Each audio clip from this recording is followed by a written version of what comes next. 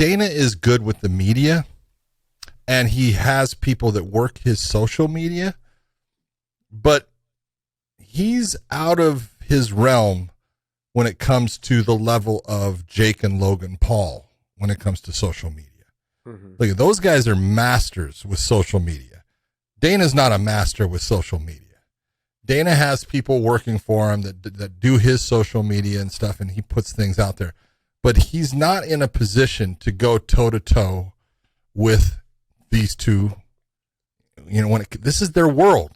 And, you know, when I say it all the time, don't fight another man's fight. This is Jake Paul's fight. This is not a place for Dana to think he's going to get a win, because you can take a look. Dana came out with a video saying, look, you know what? You said that I use cocaine. I don't use cocaine. You can test me for that. And he goes through the whole thing, and he talks about Jake Paul's manager and that he's a scumbag and all those things. And it was a nice little thing that he put out. And then Jake Paul responded, and you just got to look at both of them, and you go, yep, Jake Paul won that one 10-8. It's gonna continue. And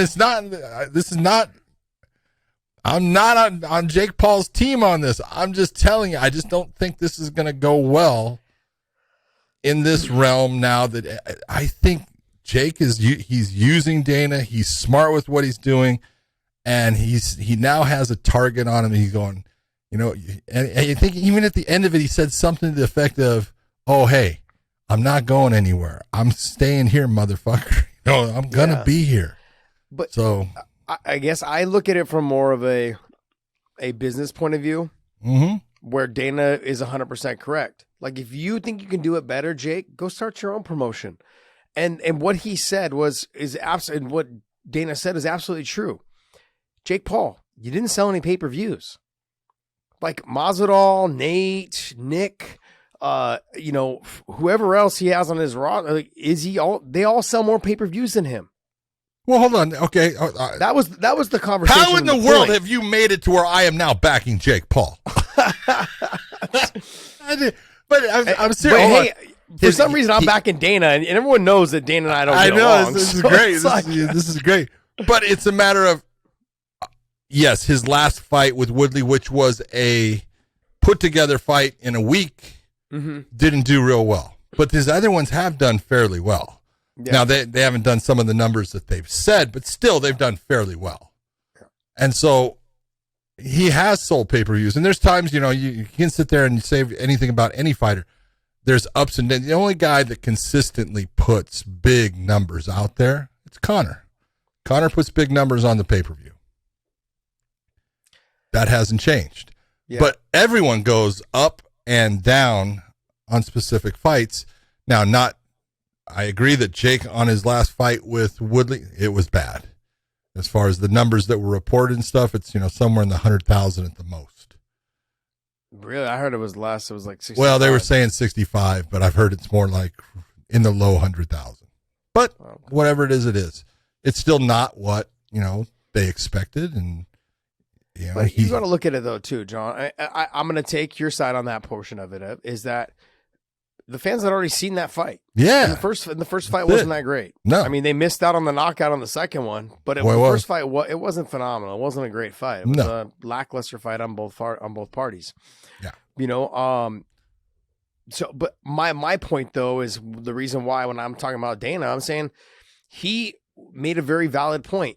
Jake, you goofball. Like if you think you can do it better, take my old CFO or whoever the guy with the nose ring or whatever it is, the big cock ring on his face. Take that guy. Okay, yeah, nose ring. I think whatever. He's got a mole or something. Ring? Oh, he has. Oh, is it a mole? Okay, I thought it was a big ring. What can he do about a mole? Anyways, get it removed. Gosh, why? Man, fuck. Apparently, you guys are worth millions. It doesn't cost that much to get that shit removed. Haven't you ever seen Austin Powers? Yeah, mole. Yes, I have seen that movie. But just go and get it removed. Why? Because you don't like it? I mean, I've never seen the guy until this video. We saw the video. I'd never even heard of the guy or seen the guy. But look, regardless though, if they think they can do it better, go and start your own promotion. Why are you trying to come to the UFC if we suck so bad? If Dana White has a point, why are you trying to say I'll fight George Masvidal in the UFC and MMA? Why do you want to come here? If I'm doing something that's so bad and so atrocious, and I'm a horrible capitalist, dictator or whatever the hell you want to call me, then why do you want to come here and fight my guys? Oh, because they're stars. That's why. Because as well as I know, the UFC does one thing really fucking well. They promote the shit out of their fighters. Yes, they do. Their fighters are fucking. When they back marketing people, wise, it's done very well. They do a phenomenal job of that. Okay. And like I said, I can't believe I'm on the Dana White side of this whole thing right now, but it really comes down to, if you don't like it, go and do it. Coker says the same shit. If you go, look, we're going to do our thing on our side over here in Bellator. UFC's going to do their thing on their side over there. Ryzen's going to do theirs. PFL's going to do theirs. Everyone just do their own shit. Okay. And sure, we'd love to see some intermix in the fights, but Jake Paul, if you think you can do better, go start your own promotion with the moly guy. Okay. And you guys can go and start your own shit. And when you guys start your own shit, let me know how it all works out when you're dealing with all these fighters. And that's the years we talked about earlier in the show. Years of the experience of Dana, Lorenzo, Frank, and whoever else has had to deal with fighters. They have learned what they can handle and what they can't to financially make money. That's why they're in the position that they're in right now. Okay, but don't you think, again, this is crazy that you're taking Dana's side and I'm taking Jake Paul's side. I'm just trying to be devil's advocate, really. But don't you think that kind of the fighters need Jake Paul doing what he's doing? It doesn't hurt the fighters because it's all about, he's saying, hey, pay them more money. They should make more than the $12,000 if they're fighting in what is the biggest promotion. They should make more money. Okay, I kind of agree with him. If they've reached that level, yeah. John, I look, do I agree that they deserve more money? Yes. Do I also, though, when I say, look, there's a lot of these young fighters that are on this card making 12 and potentially another 12,000. So if they win, they make 24,000. My math skills are getting better. No drinking. That's very good. So what happens, though, is there's also 14, 15 fights on a card. That's how many people that they're employing.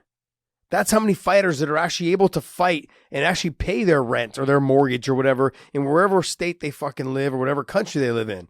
That to me is more important than saying, yeah, I want the 50 grand. Okay, now now if they were to shrink it down to say like boxing where you only have 4 or 5 fights on a card and those fighters are only making 80 grand or 100 grand, 120 grand on the undercard of the undercard. Okay, and there's only 4 or 5 fights. That's less people that are actually financially living their dream. I care more about the fighters that are financially being able to live their dream potential and have the potential to get to that top tier.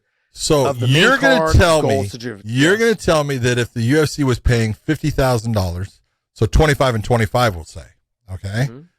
So $50,000 to the winning fighter of each fight, that they're going to now have 4 fights. No, but they would probably shrink it down. They'd probably shrink it down to 8. Oh, they'd probably only be a prelim. No, I think that they would. I think that they would because a lot of the cards they're doing right now, they're not even have fans at. Some of those people that, in that 650 fighter range that they have for their roster. So if it shrunk to 500, if you're fighting in the UFC, shouldn't it be that you're making bigger money? John, it would shrink below 500. It'd probably be closer to around 300. It's not going to be closer to 300. I think it would be. No way. The only reason why it wouldn't be. Josh, here's the thing. Think about this. They wouldn't even have to have them under contract, though. This. No, I am. You want to know why? Because look, they wouldn't have to have those fighters under contract because every fighter would they'd say, hey, you know what? This is your one chance. You have 6 weeks to get ready to fight. We're not going to put you under contract. We're just going to fight you. They would say, fine, we'll pay you the 50 grand. If you look good, maybe we'll think about signing you. They'd have less fighters under contract because they don't want to get stuck holding the bill on them if they didn't fight them in the amount of time they were supposed to. Okay. They wouldn't have them. They would just start bringing people in freelance for one-offs to make 50 grand, and that would be it. It would be 25 and 25, probably not even 50. If he's saying 50 That's grand, what I said, 25 and 25. They would cut their roster down to probably 3, maybe a little bit more. Let's just be honest. If they paid them that, is it going to really affect their bottom line that much? No. No, I agree with you. It's not. But what I'm saying though is that they're not going to do it. That's not I how didn't they've say been doing they're going to business, do it. John. I can guarantee they're not going to do it. Yeah, that's my point. Look, it doesn't matter. You're saying that what Jake Paul brings to the table and the way he talks about it's helping the fighters. Sure, it's giving them a voice because the UFC fighters They don't have a voice themselves. They won't say anything. Exactly. You know, it's smart for them not to say anything. It's good for them just to be company men and women, okay, and just keep their mouth shut and keep fighting and do the best they can. That's what their job is to do anyways. Their job is not to get into this political warfare back and forth between Jake and Dana because it doesn't help them at all. In terms of what Jake is doing, it doesn't do shit. Dana's worth $400, probably maybe even $500 million. You think he gives two shits with some YouTube guy? Who I think Dana's worth more than that now. Yeah, I think so too. I think it's probably like what, 7? Somewhere around there, 6 or 7. He's closing in on that capital B. Wow. So, like, do you really think he cares? Like, I think he loves responding to him because it does just bring more media and attention to him. I agree with you in one aspect, and this is the only aspect. Do not get into a Twitter beef or a social media war with a troll. And that's really what Jake Paul is. Yeah. Jake Paul is the YouTube troll. He'll admit it, though. He's what Podcast Dave wish he could be. Okay, just like that troll on Twitter just wants to keep irritating people. He's what Podcast Dave wishes he could be. That's really what it comes down to. If you're Dana White, just ignore it. This is the one thing that I think when I look at how like guys like Joe Rogan, when people talk shit or say whatever, he never responds. No, doesn't even talk about it on his show. Doesn't even say like that one person. Doesn't do that at all. Just goes on about it. Like I think Ariel had said some stuff about him, and somebody else and some other media guys had said stuff about him. I think some guys from Bloody Elbow did, and he just is like it never even came up. Like he just didn't talk about it in any interviews. Didn't talk about it on his TV show, on his TV show, but on his podcast, never brings it up. One thing I admire about him. No, Dave, see, this is the thing. Podcast Dave talking when he's not supposed to be. See, like that's the thing. So then, like that's the one that he does that's something he does very well, and it's something I admire about him. It's very good. Important. You should learn from him because you can listen to everyone. I do. I'm ruthless when it comes to that. But I think overall, though, like when Jake Paul comes out and says, you know, I want to be able to test all of your fighters in MMA in the UFC promotion. I'm like, I thought they were already getting tested. They are.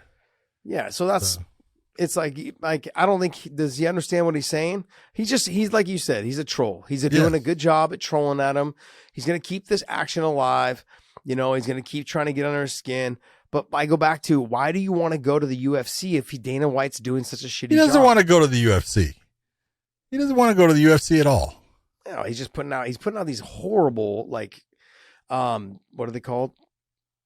He's putting out these horrible demands. Yeah, demands. Yeah. These demands out there because he thinks that he's proven a point. But in reality, like Dana's like, yeah, whatever, man. 100% agree.